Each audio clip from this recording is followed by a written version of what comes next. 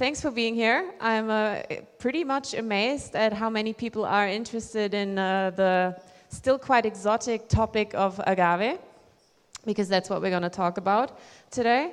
I'm talking. You can talk as well if you want to, because I'm not usually a great fan of, like, you know, I'm standing here doing a presentation and you have to be silent. So if you have questions, you can raise your hand in the middle as well, and I will try to interact with you as much as I can. Because when I was in school, I always hated, like, just somebody talking there. And just to give you a little insight why I'm standing here, because I sometimes find it a bit weird too that I'm standing here. I used to be a bartender for a long time, and I always loved strong spirits like whiskey and agave spirits, aged spirits, smoky spirits. So that's kind of my background. Then I worked in marketing for a couple of years, and then the company I now work for, they rediscovered me because they knew me from back when I was a bartender. And thought it's a perfect combination of the two fields of marketing and hospitality. So if you also have questions about, let's say, how to get a job in the industry as a bartender, as a perspective for later on in your life, you can also ask me questions about that, because this is something I find really helpful. When you work behind the bar and you do a lot of networking, that opens up career possibilities later on in your life. So I'm 34 now, and I don't think I could have been working behind the bar for much longer than I did, because especially as a woman, it can get really exhausting and can be really hard, a harder job. So if you're interested in career aspects, then you can also ask me that. However, first of all, we're going to talk about agave, right? So to be honest, I also hate presentations, so you don't even have to look so much over there, right? Here. I'm doing the talking, and there's going to be some pictures there, but this is the more important stuff. So let's see what we have here. Oh, that's good. That's very important. If you take one thing from this presentation, it's that you spread the agave love, because it's a very particular, very interesting plant that is unlike any other resource used for spirits making, in my opinion. I'll explain that in a second. But just to get an idea of who you are bartenders here? Okay, yeah, don't be so shy. Yeah. Oh, okay. Translation, sorry. Is the translation working out? Is that okay? Okay, so if I make indecent jokes, they will be translated too? Okay, I gotta hold my horses here. Okay, so quite a lot of bartenders. Who uses tequila behind the bar? Like, yeah, okay. Like proper in cocktails and stuff? Okay, not just as shots. Who uses mezcal? That was fast. Okay, so quite a lot of people.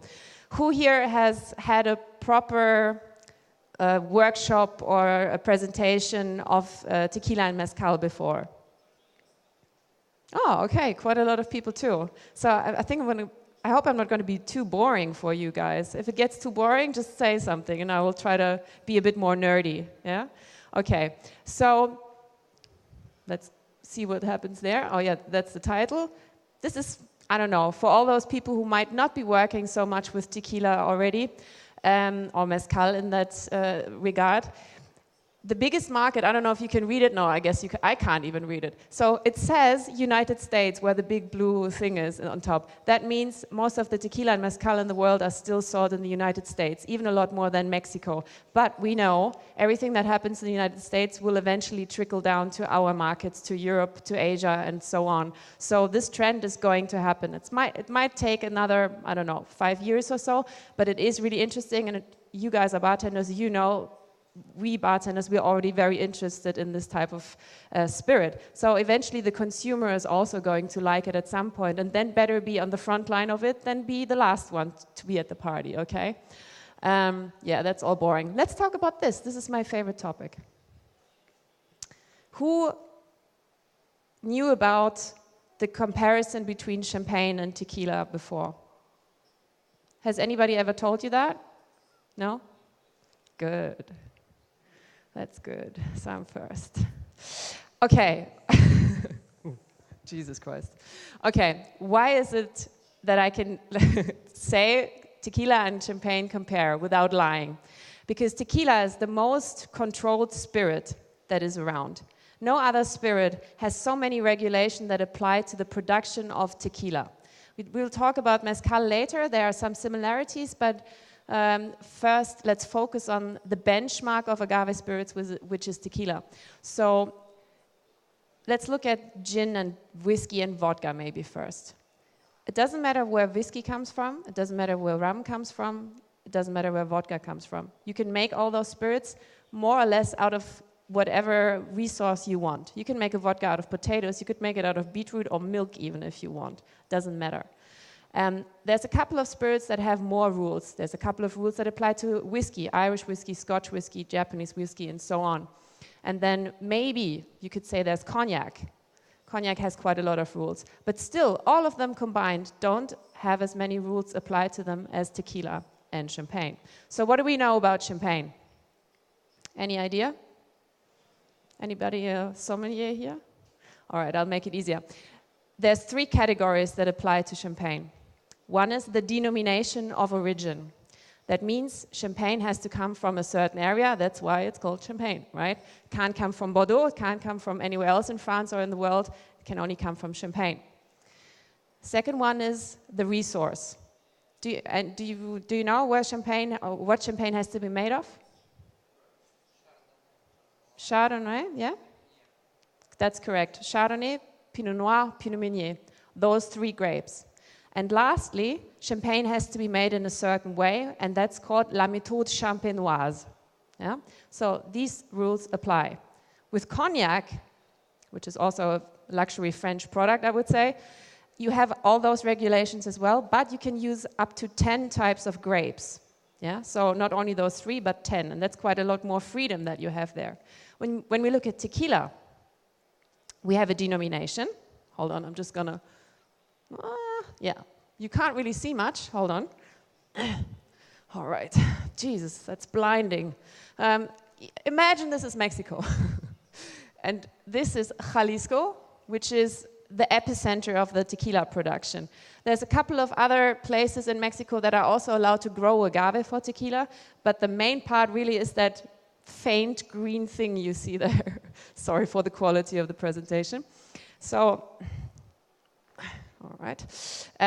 So this is the champagne of Mexico, really, yeah? Jalisco.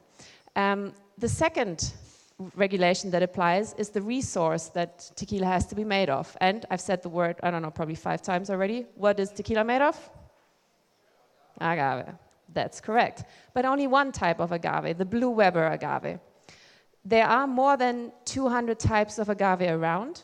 100 of them are endemic to Mexico. That means they naturally come from there and they grow there best as well. So you can see Mexico really is the hub of the agave. Yeah? But for tequila, you can only use this very unique type of agave, which is this one. You can kind of see that depending on the light and the season, it has a slight blue tint to it. That's why it's called the blue Weber agave. This is the only one. And then thirdly, tequila also has to be made in a certain way. It's the so-called, you could say the méthode champenoise of tequila that mainly applies to the agave content and the aging process. And I'm going to show you a little bit about the aging process later on. But those are the 3 things that you really have to keep in mind, and that enables me to really say tequila is the champagne of spirits without actually lying. So I often get asked, what is better? Tequila or mezcal? What do you think? You say tequila? You said tequila? What did you say? Mezcal? Any other opinions here? Huh? They're equal. They're equal? Different. The different and equal, let's put it that way. So I know people have personal preferences. I love both because I work with both. And it's okay to have personal preferences, but really you can't say one is better than the other. So tequila, as I said, is the champagne, and mezcal would be like sparkling wine in general. And you can't say that champagne is better than a sparkling wine because there's terrible champagnes, and we all know that. And there's fantastic sparkling wines, also from France, that don't have to come from the champagne, but they're very well made. And in the end, it really just depends on who makes the spirit or the sparkling wine and how much love and knowledge do they put into it. So it doesn't matter if it's mezcal or if it's tequila. You can make terrible tequila and you can make great tequila, and same applies to mezcal. So really there's no better or worse way. Something I always like to emphasize on to make the difference more understandable is architecture. If you look at tequila, tequila would be Bauhaus, maybe. Is that a term that you've come across in terms of architecture? Bauhaus architecture? Yes? No? That's bad. Now I can't tell you my example. Okay, let's do it like this. Bauhaus architecture was very well known in the 1920s and 30s, and was very minimalistic. So there was a lot of it in Germany and also in the eastern states, and it trickled. Back then, things trickled down from Europe to America, so they also had in America. And it was a very minimalistic type of architecture, very clean lines, lots of concrete, lots of glass, and very serene, let's put it that way. And tequila is like that. It is making something grand, something full of character and heart, with very little tools and with very little visual help. So there's minimalistic rooms that are terribly cold and feel awful and you don't want to be there. And then there's minimalistic architecture that feels like it gives you space to breathe and it feels fantastic, right? And this is what tequila is like, making the most out of very little tools that you have. So, and the challenge there is to keep the character of the agave and the spirit and the love and the passion in the product without killing it. So that's tequila. Mezcal, on the other hand, is like Baroque architecture. You all know what Baroque is, right? Yeah? Versailles, or I don't know, Kate, what is a Russian example of Baroque architecture, or Ukraine? Okay, imagine 18th century, lots of gold, lots of like elaborate forms and like castles and kings and Louis XIV and that kind of architecture. That's mezcal. You can use all sorts of like crazy shapes and stuff and colors and paint and whatnot and throw it all in the mix, and then in the end you have, if you're lucky, you have Versailles or something that is really terribly looking and very awful and just not right and just too much information, really. And that's mezcal. You have hundreds and thousands of possibilities of making a mezcal, from the agave to the way of making it in terms of the cooking, and so on and so on. And this is the challenge with mezcal. You can really fuck it up, sorry for the words, because you have too much choice. Yeah, but we're going to look at that later on. But those are the two examples of how tequila and mezcal compare. So, but first things first. Yeah, let's talk about this a little bit more. As you can see, tequila comes from the Pacific side of the Mexican country. So, hold on, I'll climb up again. So this is the Gulf of Mexico, which is the Caribbean part, so very tropical, very warm climate, and this is the Pacific part. So here you have the vast ocean to the left, and all the air, the wind is blowing directly from thousands of miles of just ocean over the Mexican plains and mountains. And the area where tequila is grown is very dominated by a mountain range called the Sierra Madre. So it's a mountainous area. And this is really important for agave spirits because agave have something unique about them, and that's their age. Do you have an idea how long an agave needs to grow? 5, 7, 50, yeah, okay, I see you know your stuff, okay. Sometimes people are just like, yeah, whatever, I don't care how long it grows. No, agave need a long time to grow. They need years to grow. It's almost like raising children, right? And depending on the type of agave, this can range between 5, which is, in my opinion, the minimum, up to 35 years for some mezcal agave. So they're really like people that you see growing and prospering and coming to life. And you can imagine that a plant that spends so much time outside on Mother Earth, in the sunshine, in the rain, wherever, that really it takes up all the flavors, all the character, all of the blood, sweat, and tears of the farmers that look after it, that the plant takes up this energy. if you compare it to, let's say, a potato or a piece of rye that you use for vodka or gin production, those take about, let's say, 3 to 4, sometimes 5 months to mature. And then you can sometimes even do another round of growing a year. So you have a very high crop turnover, and it's a very efficient resource of making alcohol. Agave, it's not efficient at all. Actually, it's a stupid idea to use agave for making alcohol. It takes fucking ages to grow these things, and sometimes they die after 5 years, and then you're left with nothing, and you have to start all over again, and it's all super crazy. It doesn't make any sense to do it, but people do it anyway, because it's kind of part of the Mexican soul and Mexican self-understanding. I mean, we all know some things about Mexico, even if we haven't been there, right? So what's the first thing you think of when you think Mexico? Tequila, sombrero. What? Corona? What? Taco burrito? Okay, my spiel is not working here. I thought you're going to say like drug wars or something. What's going on? You're raining on my parade. You're all totally correct, but you're thinking about the positive things of Mexico, which is perfectly fine, and I love it. But there's also a lot of hardship in Mexico. They have hurricanes. They have earthquakes all the time. I was in Mexico in February, and there were 2 earthquakes there while I was there. It was quite interesting. They have drug wars. They had the conquistadores, the Spaniards in the 15th century who migrated into their country and said, "Oh, we're here now, you have to go." Fuck. And all sorts of other things. Like, it's a really tough life. It's a really hot, sometimes very humid, sometimes very dry area, and it's tough to live there. And this spirit, this hardship has really done something to the Mexican soul, and they're really resilient, and they have a high tolerance for suffering. Let's put it that way. They like to suffer, and they have a funny sense of humor. So for them to decide, we're going to take this most inefficient plant called agave, that is like a princess to look after and takes fucking ages, is so Mexican because they just love to suffer, and they love to suffer with the agave as well. So that's something you have to keep in mind. And also, if you would make tequila or mezcal in France, let's say, you probably couldn't even afford it because it would be so expensive to make. Hold on. That was a long excursion into history and culture. I actually wanted to talk about this.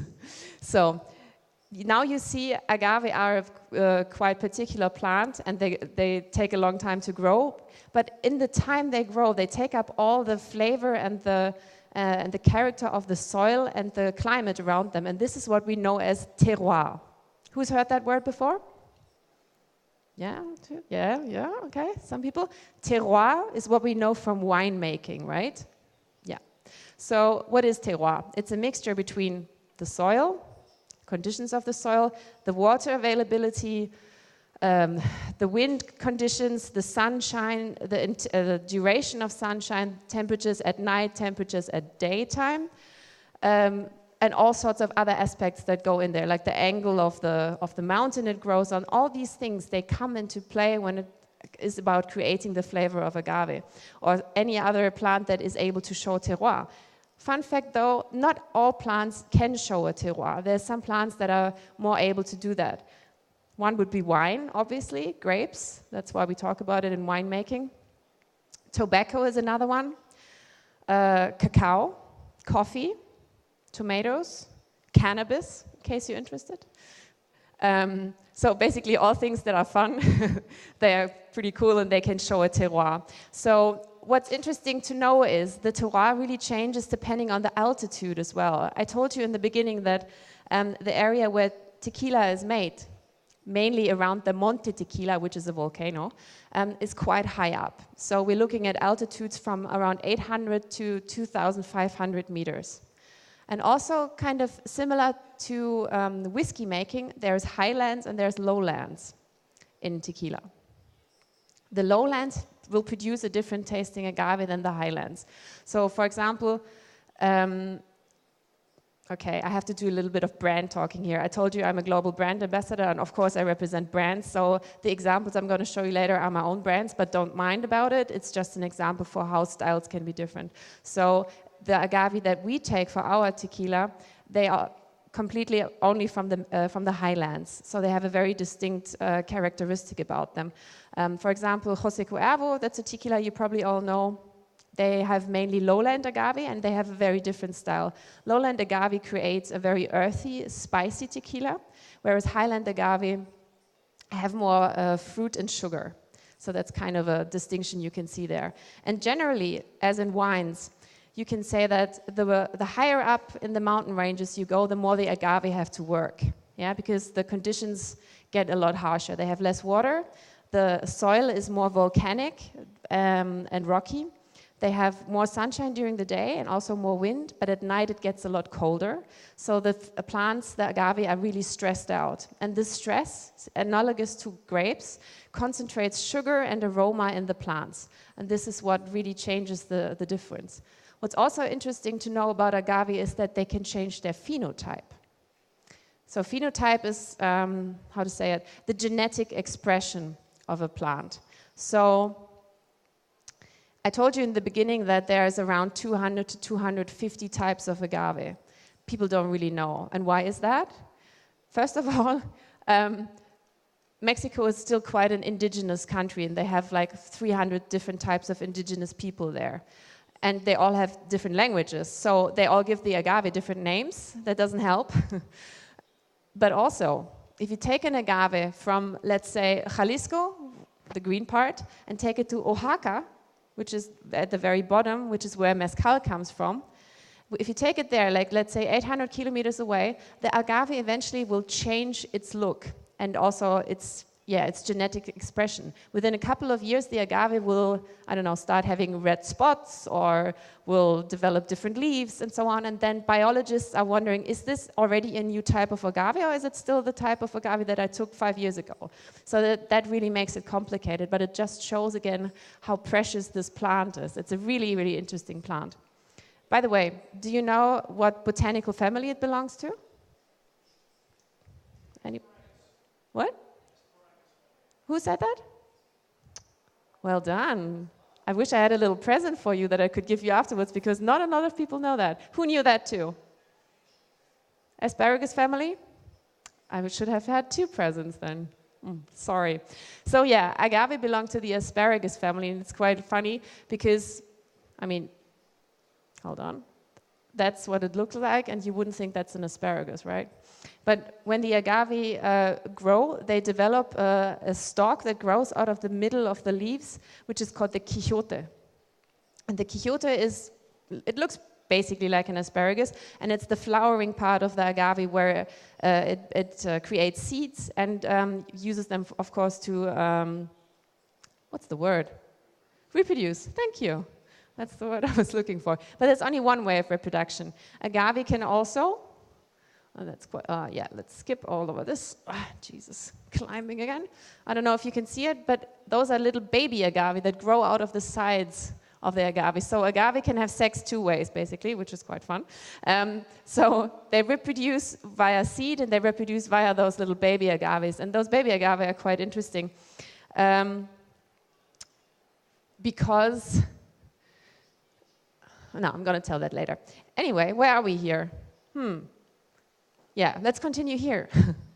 So you know a lot about agave now, but what is also noteworthy about tequila is the way it's structured in the Mexican country. So when we think of Mexico, you thought of tacos and Corona, but I think of like chaos and drug wars, however.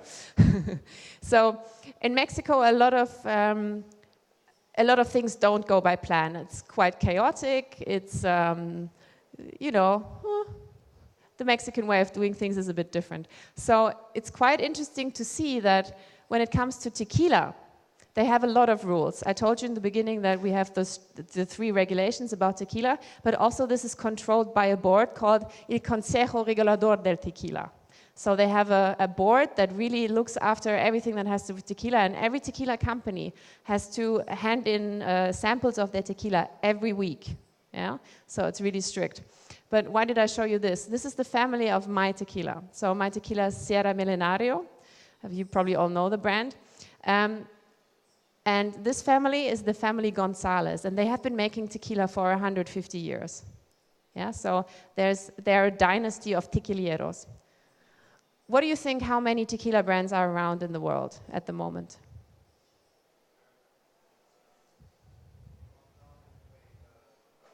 Come again? Very good guess. Very good guess there. Depending on the economic situation of the market, it ranges usually between 1,000 and 2,000 brands. You know what?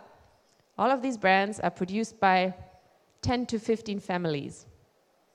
And mine is one of them.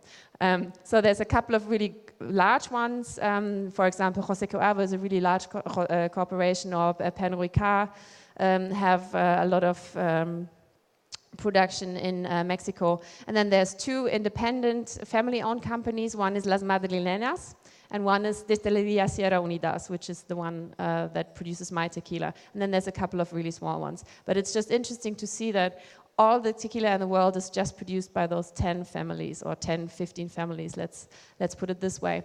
But let's continue here, because that's really the interesting part again. Even more deep. Who's bored of agave by now? Can I talk more about agave, or are you bored? Is that okay? All right. Why did I say if you make tequila in France, you couldn't afford it? Because agave is so much hand labor, you can't wrap your head around it. So agave have to be planted by hand, they have to be looked after by hand and eyesight, and they have to be harvested by hand. Yeah. So 10 years of constant labor with hands. And you can see here, this is what the agave look like when they're kind of mature. And this is Martin, one of our workers, our jimadores, when he's taking down the agave. And they have been doing that for basically 20,000 years in the same way. That's how long agave have been cultivated. And they're using a koa. It's like just a stick with a handmade metal blade. And that's how they take down the agave.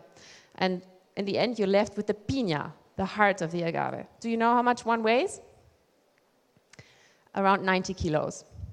So you have to be an Olympic weightlifter to be able to lift one of those things up. Pretty heavy shit. So, and what happens then? The agave are taken to an autoclave, which is the cooking oven for the agave. As you can see, it's basically just like a steel pipe where the agave are put in. And a sign of quality, by the way, is, as you can see here, maybe, the piñas, they're all whole. When we take them from the fields, we take them as a whole. There are some companies who will chop them up beforehand so that they don't have to carry 90 kilogram weighing piñas, but the agave will lose their flavor. So if you leave them whole, it's going to be a lot more difficult to transport, but it's better for the quality of the tequila. And only just before we put them into the autoclave, we chop them up. Yeah. So cooking process takes around 20 to 24 hours, depending on the season. When it's really hot outside in summer, the cooking is faster. In winter, it takes longer. And we're using hot steam. There's other methods of cooking agave. One would be the horno, which is quite similar to mezcal production. I will show you later. And then there's a very modern way of cooking agave, which is the diffuser, which uses high pressure. And you can use agave that are not fully ripened yet. So you can harvest the agave after 4 or 5 years and put them into a diffuser, and they will still produce enough sugars so that you can start a fermentation. But that's kind of the radical raping way of making tequila, I would say. So we still use this method, and this is what the agave look like after they have been cooked for 20 to 24 hours, as I said. And then they're crushed and watered into something that's called the mosto, which is basically a mash of the agave juices, and then fermented for, depending on the tequila company, we wait for 36 hours. Usually people use a brewer's yeast. You can also use airborne yeasts, or something what we do. We have an airborne yeast. You know what airborne yeasts are? Yeah, you know again. Do you want to do the lecture? You want to come here with me? Okay. So some people know what airborne yeasts are. If you're interested in craft beer, you might have heard of it. Airborne yeasts are the ones that are just floating around in the air randomly. And if you put a I don't know, something like the mosto into a room and wait, the yeast will settle on the juices and spontaneously start the fermentation. That can give a lot of character to a product, but it can also end up in something not so nice because you can't control it. So most tequila companies will use a yeast that they buy and they know what the result will be afterwards. We have taken an airborne yeast from our distillery 30 years ago and cultivated it because we liked it so much. So it's a special yeast called pineapple yeast. We call it pineapple yeast because it has a very nice fruity flavor. So that's what you can do. You can have airborne yeast fermentation, controlled fermentation, and something in the middle, which is what we do. And then distillation, of course. I don't need to tell you how alcohol is made, right? You all know how alcohol is made. So after the fermentation, we have the distillation. In our case, we use only copper pot stills, but of course you can use column stills. Copper is inside the stills, in case you're wondering, and they are just covered in stainless steel because, as you can see, they're all standing outside in the air, in the sunshine, and they would corrugate. But in the inside, there's copper pots. So that's still something that's common for more quality tequilas, but of course you can use column still. Favorite topic? No, not favorite, but one of my favorite topics. Barrel aging. Why do we barrel age?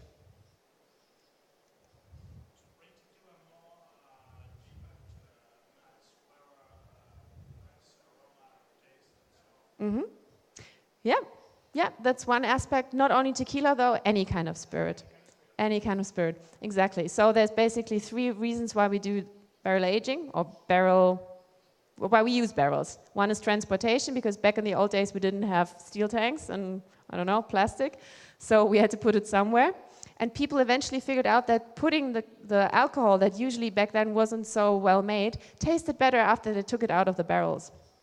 So that's one reason, transportation, but also it smoothes down the edges of the alcohol, you could say. The process is called esterization, so the ester molecules in the alcohol start changing and they become more round. Why is that? Because there's oxidization taking place. You can imagine that an alcohol that is lying in a barrel that can breathe, because it's not steel, it's not closed up, the oxidization between the inside air of the barrel and the outside takes place and changes the alcohol for the better. As you said, it smoothes it down. And the third reason is alcohol is a solvent. Yeah, it solves stuff out of stuff, if you want to put it that way. What it does in a barrel is it solves a molecule called lignin out of the wood. Lignin is the molecule in wood that keeps the wood stable, basically, you could say, so it doesn't flop around. And also it has the ability to impart flavor. Do you know what flavor it is that we're looking for with barrel aging? Fruit usually comes more when you... Wood, yeah, wood too, but there's something else. Come again? Mm-hmm. Thank you. That's what I wanted to hear. Lignin is used for vanilla production, fake vanilla production. So if you want to have a fake vanilla aroma in a cake, you will need to go to a laboratory and say, I want fake vanilla, and they will use a bit of wood and make a fake vanilla flavor out of the lignin molecules in wood. They grow yeasts on the wood, and that will taste like vanilla.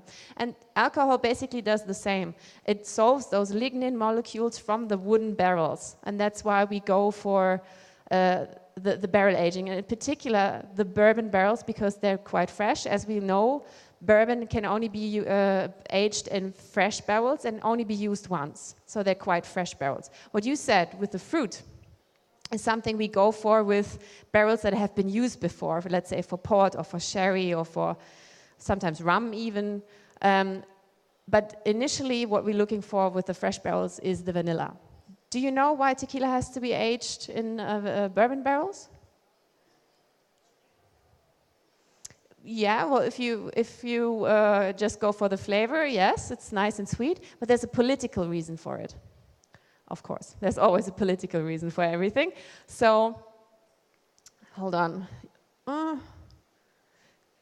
Just to let you know quickly before I go more into the political stuff, we have 4 categories of tequila. One is Blanco.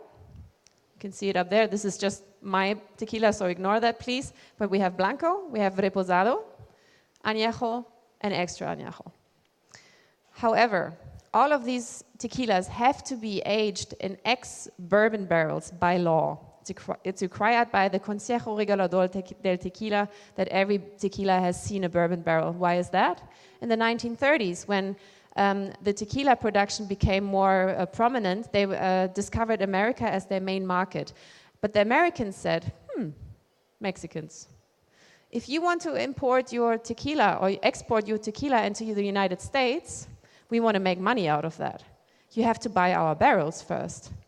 Why is that? Because America was producing bourbon back then, and as I told you, bourbon can only be made in fresh barrels, so they had shitloads of fresh barrels or barrels that were only used once lying around. And what did they do? They were like, okay, Mexicans, you have to buy all of these barrels first to put your tequila in it, and then you can sell it to us. You get it? Typical American, maybe? I'm not going to get too political here, but I find it quite interesting that this is why we have those rules. So until this day, tequila out of this, or because of this rule from the 1930s, has to be aged in bourbon barrels. Just to go back quickly, Reposado, by law, has to be aged for 2 months. Yeah? We age it for longer, but by law it has to be 2 months. Añejo, 9 months. Extra Añejo, 3 years. So if you compare it to whiskey, you would think, ooh, that's not very long. Why is that? Yeah, any idea? Yeah? Yeah. Actually, of course, I do presentations the whole time, and nobody ever knows, so I'm really proud of you guys. So thanks for knowing that. Like 3 people already knew that. So if you compare it to, let's say, Scotland, you have very high moisture, it's very wet there, and it's very cold. So the oxidization processes in the barrels are very slow. Yeah? In the Caribbean, for example, where you have most of the rums coming from, the quality rums, you have a lot more heat, so that helps the oxidization, but it's also very moist. That again slows it down. In Jalisco, where I showed you, that part of Mexico, it's very hot and very dry. So the oxidization is very fast. And you can say, for example, when you have an angel's share in Scotland of, let's say, 3% per year, in Mexico, in Jalisco, it's 10%. So it's more than 3 times faster oxidization than you would have in, let's say, Scotland. So this is why tequila aging sounds a little bit boring, but in fact it's not. It's just due to the climate, it's a lot faster. And if you look at a product like, for example, our Extra Añejo, this is 10 years on the field. That's how long the agave need to grow. And then you have another up to 7 years in the barrel. So it's like a 17-year-old whiskey, right? So, okay, I'm going to skip over this. Blah, blah, blah, blah, blah. Mezcal. Okay, hold on. Any questions so far until up now, before I start talking about Mezcal? Yes? Just one question about yeast. You know, maybe, so you're telling that, say, every family has its own yeast, Mm-hmm. and that produces some sort of unique flavor to the product. Mm. How come do they grow it? How come do they come to the speciality, to the exact yeast? Do they reproduce it from year to year? How do they? That was a misunderstanding.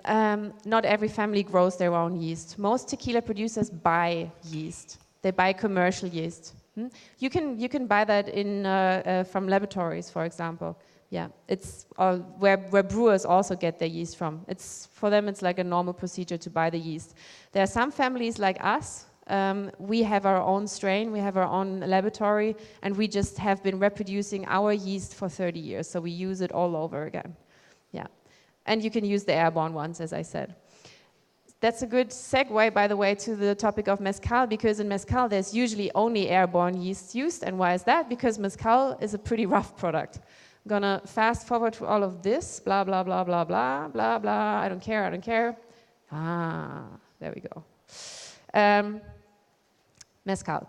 Any agave that's growing in Mexico can be used for that. So as I told you, a lot more variety, and I'm gonna talk about the varietals later on, but I think let's talk about the production first.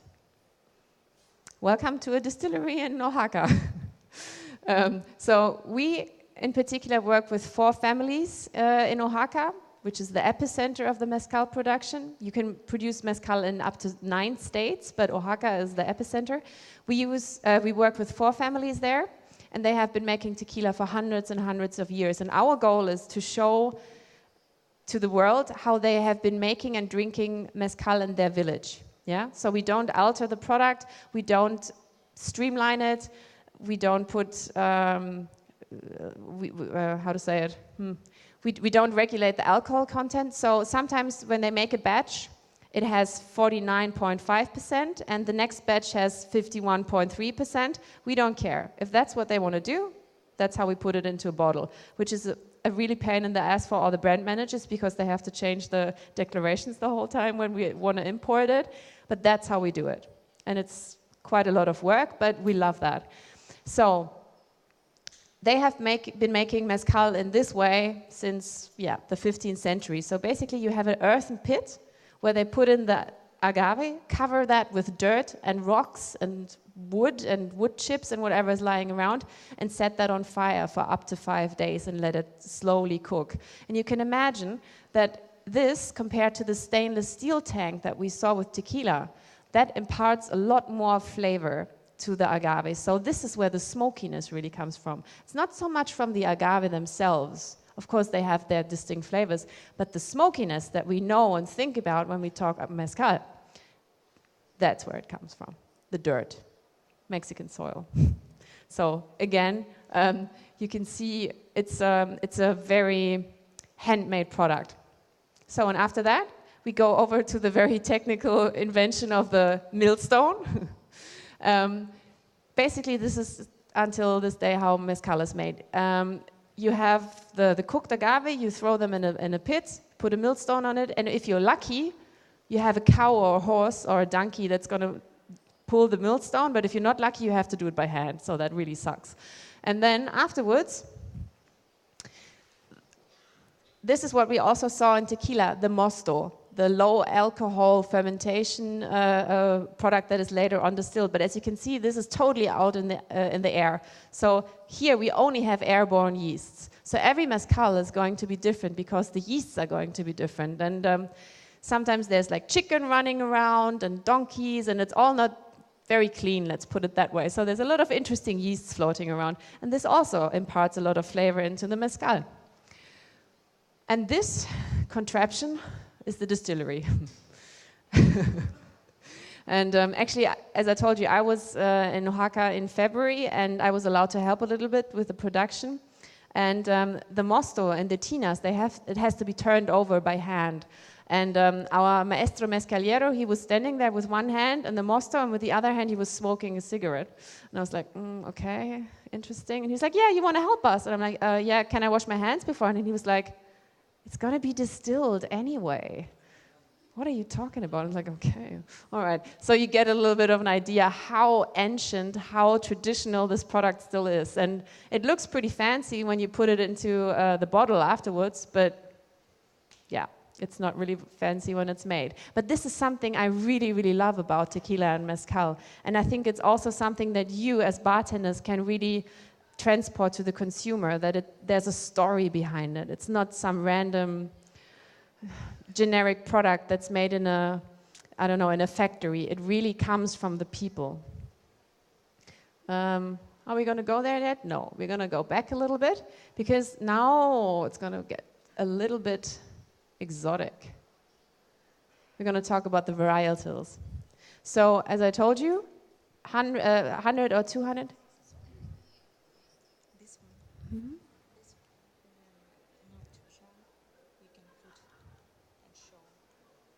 It's a pointer. Yeah. Okay. But can I also climb on the stairs? I like moving. Okay. Sorry, technical challenges here. So I heard there's a pointer. I can't really point though. Don't worry. Okay. Hold on. Where are we now? So, there's a lot of varietals. That's what my point was. But to be honest, only about 30 to 35 of the agave varietals are actually used for mezcal production. Some of them can be harvested from fields, so they can plant them on fields, and some of them are wild. And this is really tricky. So the wild agave, you have to know where they grow. You have to know how much to take so that you don't kill the whole plantation or the whole, not plantation, but the family of agave that is growing there. So it's a lot of skill that is behind there. But I want to show you some of the more common ones. So I don't know if you can read it, but here on the left is the Espadina agave. This is the benchmark for mezcal. 80 to 85% of all mezcals are made from this agave, and it's genetically very close to the Tequiliana Weber Azul, the blue Weber agave from tequila production. So they both have similar qualities, they just grow in different areas. That is what you will usually get when you order a mezcal in a bar. Then you have very special agave like the Tobala and the Tepestate. They're like the kings of mezcal. Tobala takes around 12 to 15 years to mature, but what makes it so special is that it's really small. I'm sure we all know that normal agave are like, I don't know, I think, Jesus Christ. Normal agave are pretty much like this diameter. Like, so when I stretch out my hands, that should be like maybe 1.5 meters, maybe a little bit more. This is how large like an Espadin or blue Weber agave is. The Tobala is like this maybe. So it's not very efficient. Yeah, it doesn't have a lot of mezcal production. The Tepestate, on the other hand, that's the one that takes up to 35 years to grow. So this is a real old agave, and they're both wild, so you really have to know where they grow. Then you have other types like the Dobadan and the Arroqueño and the Cupriata that are usually also wild agave and range between 10 to 20 years in growth. And Dobadan is something that you will see often. It's called the Rodacanta. The family is called Rodacanta, and the type is the Dobadan. You see here, it's getting really confusing, right? So they all have different names. They have Latin names, then they have names particular to the region where they grow. In some village, they will call it differently than in another region. It gets confusing. And then you have this family, it's the Kavinsky family, which is probably the largest of the mezcal phenotypes. And here the name changes quite dramatically as well. Some are called Madre Quiche, Baril, or what we call them San Martin. So it's quite confusing. I hope it kind of makes sense for you guys. But not to stop here, mezcal and tequila are not the only products that are coming from Mexico. You have all sorts of other agave spirits that are also, as the name says, that are also made from agave that we are not really aware of yet. So it's going to be a lot of information, but so that you've heard it before. Sotol, Bacanora, Raicilla, they're all made from agave, but they come from different agave types and from different areas. For example, Sotol. Who has heard of Sotol? No? Sotol? Yes.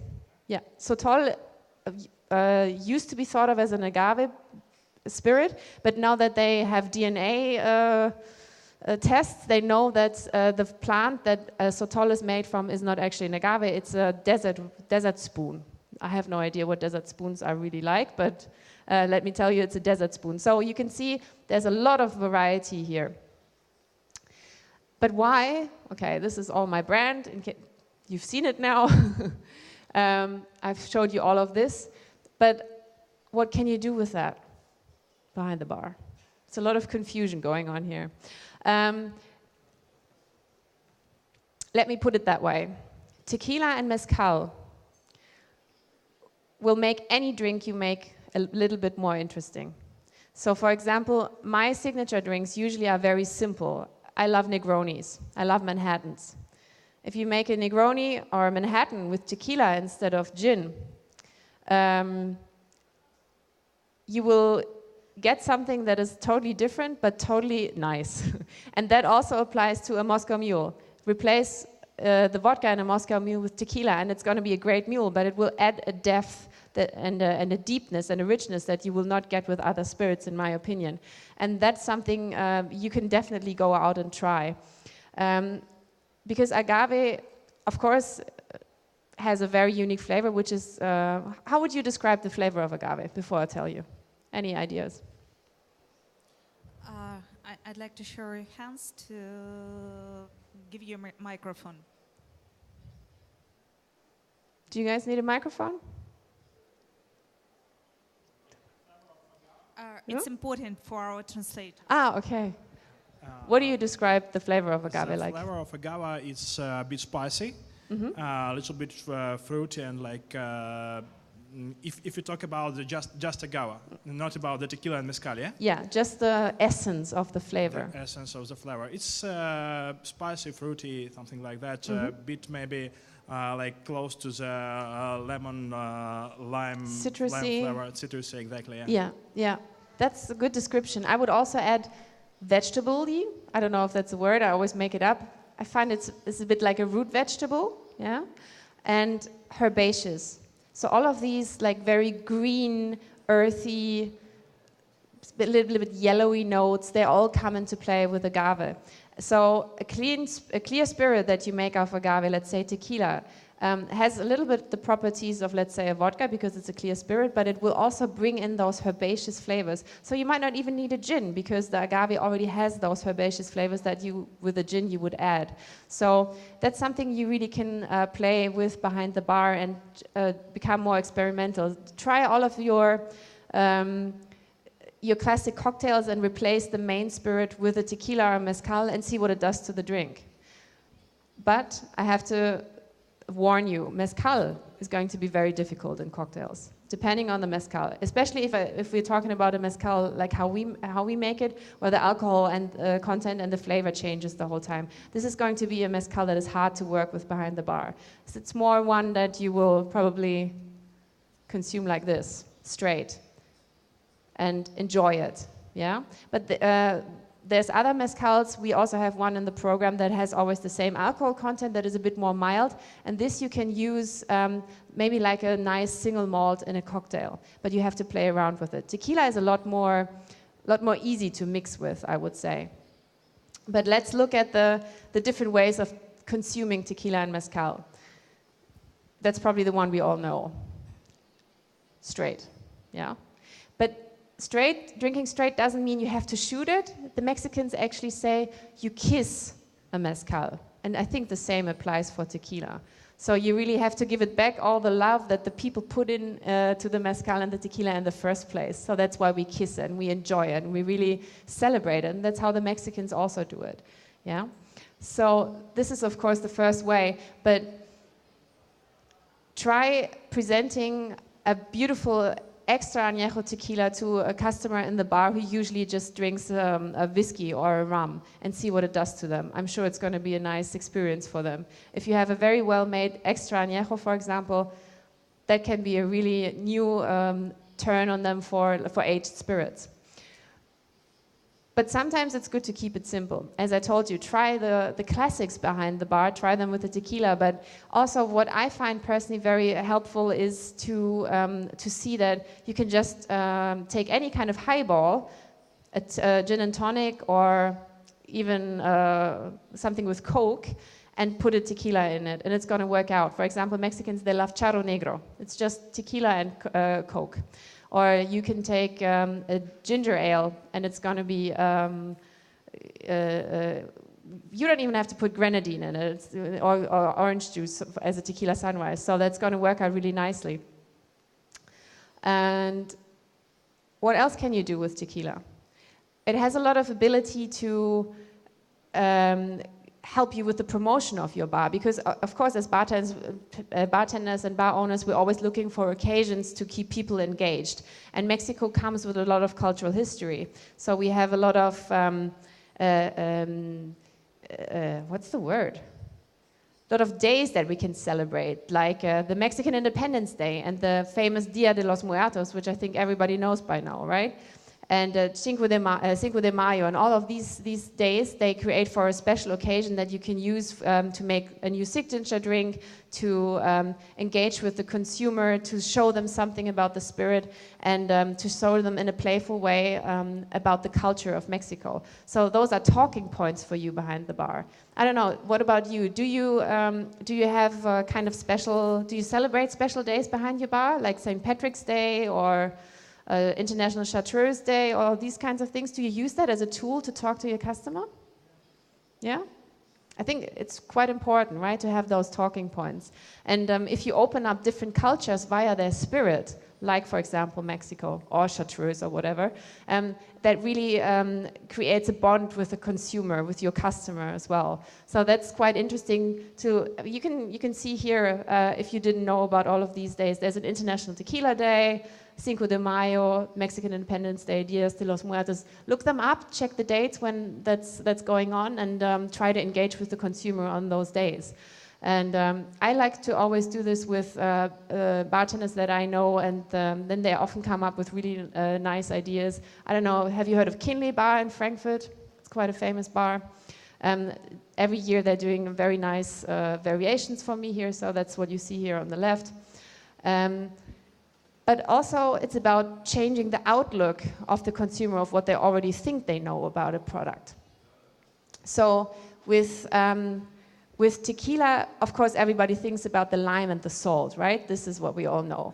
But for example, why don't you take this perception and turn it into something else? So what we like to do at my brand is we created a range of specialty gourmet salts. For example, we have a flor de sel from Portugal that we mix with a special lime from Madagascar and a Sichuan pepper and create a citrusy salt blend that you can make nice rims with, or you can put into the margaritas directly, and take what the customer already knows about tequila, the salt and the citrus aspect, and turn it into something that is more suitable to the actual character of agave spirits, which is quite handmade and quite luxurious, really. So this is another way of looking at it. And food. Food is basically is the key to any consumer's heart, right? Any alcohol tastes better when you combine it with food. And it works particularly well with agave spirits and spicy food and salty food, which is the stuff that you want to have at the bar, right? Because it also makes people more thirsty.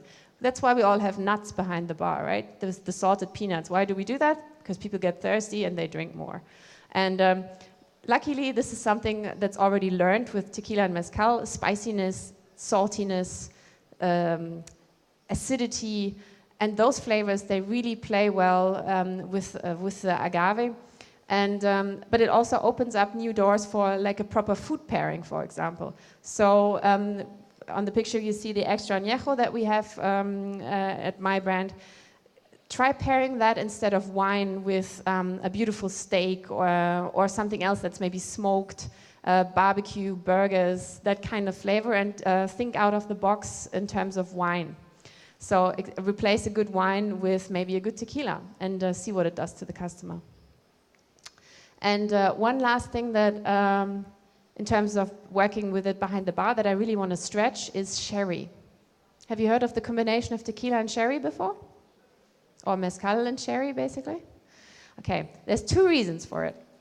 First of all, sherry and agave work really well together because they both have this earthiness and the spiciness that we talk about, and from the sherry you also get this like kind of yeasty nuttiness that you sometimes get with a lot of mezcals, for example. So naturally those flavors, they play together very well. I challenge you to try this tonight or tomorrow when you have your next shift, and try tequila with sherry and maybe a little bit of agave syrup or a spicy homemade syrup, something like that, and see what it does. I promise you it's going to be a very, very nice combination. And if not, yes, please? Sorry, just a minute, because we need to hear you. It's important. English, please. So I won't understand otherwise. Хорошо. Подскажите.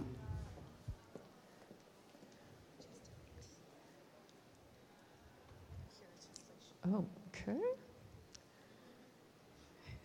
Go ahead. Я для аудитории. Подскажите, какие именно бочки хересные вы используете для выдержки? Just in general? Но я понял. Но бочки после хереса тоже используют для текилы. Я хотел уточнить именно какие бочки используют. То есть фина, амантильяда и так далее.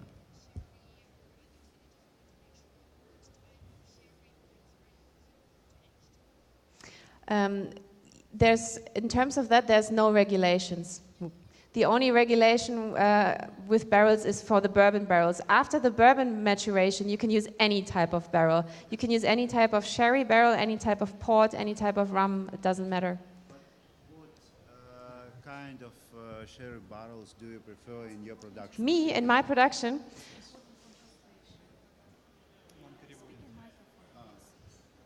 It's important. okay, but I understood, it's okay. Sorry.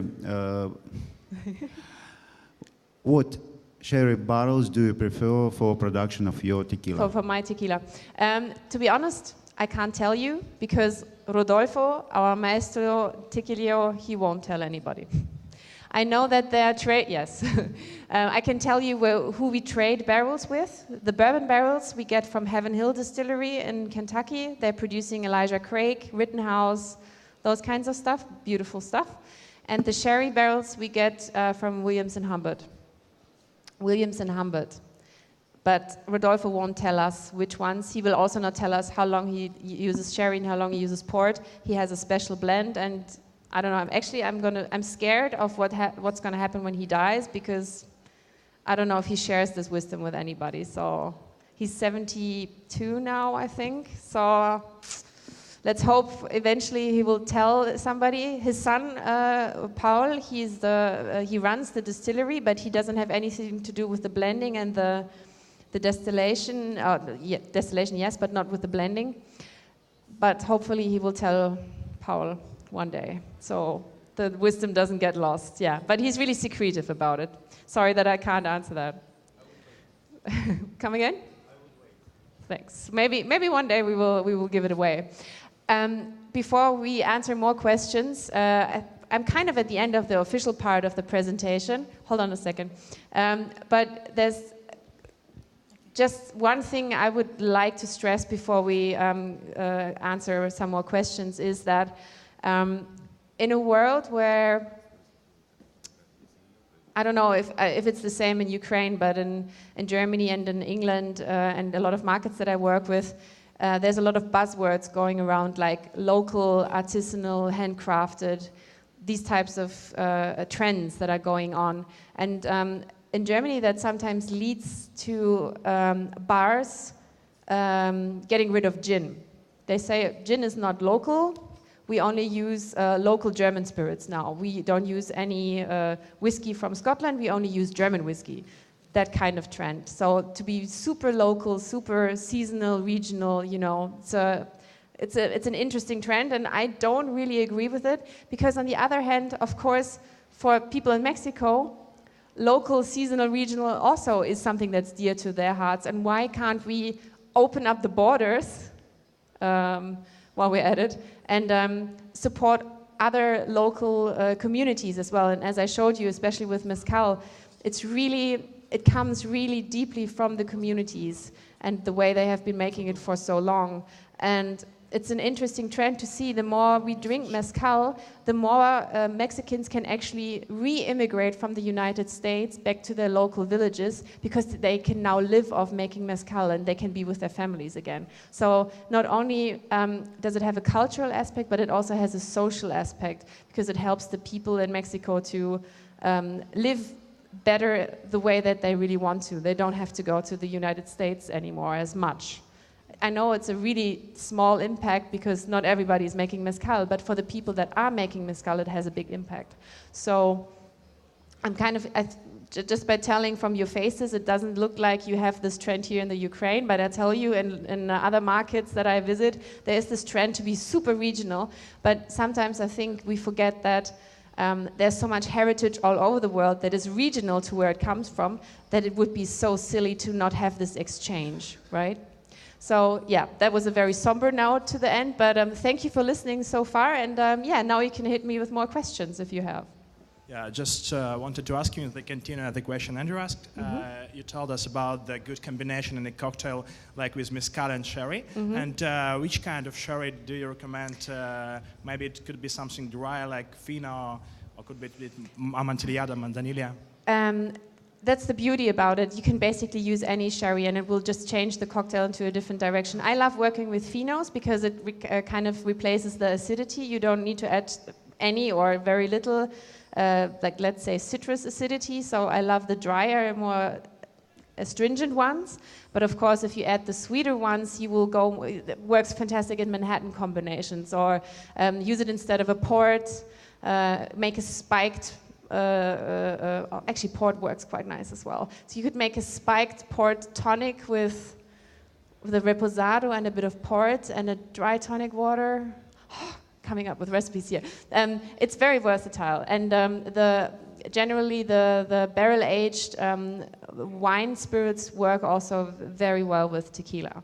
So yeah, the port you could use as well. The reason why I also picked sherry is, apart from the notes, the flavor notes that it has, sherry is really important for whiskey production or for the production of any kind of aged spirit. And the problem we have today is that people love drinking aged spirits like rum and whiskey and also tequila, but they don't really like drinking sherry anymore. But where do all the sherry barrels come from that we need for finishing?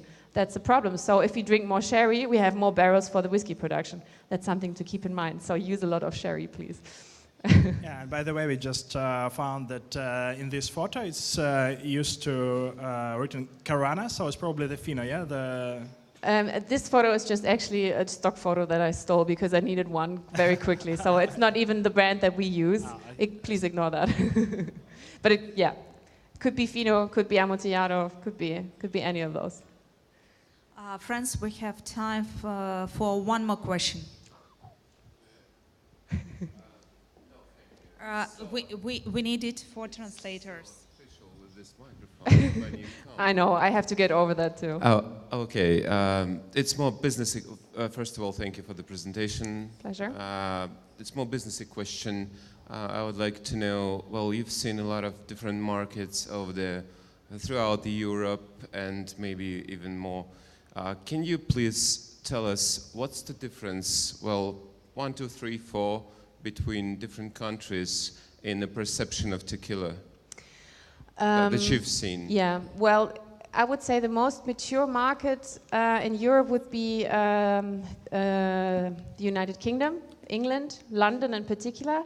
People are very open and very refined when it comes to tequila and mezcal. So, for example, I was at an Imbibe bar show in July, and I went to a random presentation about, I think, what's the word in English? Sensoric, like how to taste alcohol, basically. And the guy took tequila as an example of how to taste alcohol, whereas normally in Germany, I would think people would use something like gin or whiskey, but he was like, I don't need to tell you about tequila, everybody knows about tequila, we take tequila as an example, and I was like, whoa, I like that. So that would be a market that is pretty mature. An interesting, actually, I think all of the Baltics are quite interested in the Baltics, the smaller Baltic states. They're quite interested in tequila, but of course they're very small markets, so they don't have as much impact, but the bar scene there is quite interested. Maybe it's got to do with their interest in smoky flavors, because they have a lot of smoked fish, a lot of smoked game in the cuisine, so they're not afraid of smoky notes. Then an interesting market also is Southeast Asia, because they love aged spirits. So mainly there you will sell reposados and above. They don't care so much for the clear spirits, because for Asian markets, everything that's aged or old stuff in general is associated with luxury. So for them, basically only aged tequila. And Vietnam, quite interestingly, they have a big gifting culture. Vietnam, yeah. We sell to Vietnam as well. And they have a big gifting culture. For them, everything that's like an extra añejo in a beautiful gift pack, that's the thing that we sell quite a lot there. So you can really see huge differences in the different markets. So do you want another example? I can maybe think of something. Spain, Mezcal.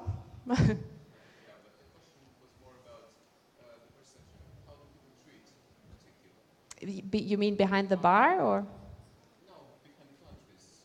Well, in different countries, do they treat it No, I mean that's. I thought I tried to answer your question. Yeah. Ah, okay, okay. Sorry, sorry.